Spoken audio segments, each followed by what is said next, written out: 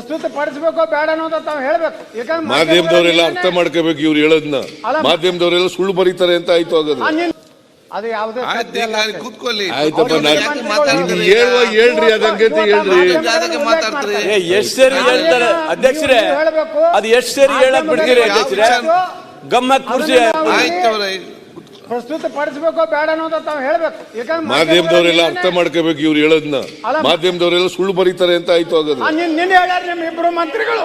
ಅವ್ರು ಹೇಳೋದ್ ಈಗ ನಾನು ಹೇಳ್ತಾ ಇದ್ದೀನಿ, ಸುಳ್ಳು ಅಂತಂದ್ರೆ ಸುಳ್ಳು ಅಂತ ಸುಳ್ಳು ಅಂತ ಹೇಳಪ್ಪ. ಸಿ ಪಾಟೀಲ್ ಸುಳ್ಳಾಗಿದ್ರೆ ಸುಳ್ಳು ಅಂತ ಹೇಳಿ, ಮಾಧ್ಯಮದವರು ಸುಳ್ಳು ಬರೆದವ್ರೆ ಅಂತ ಹೇಳಪ್ಪ.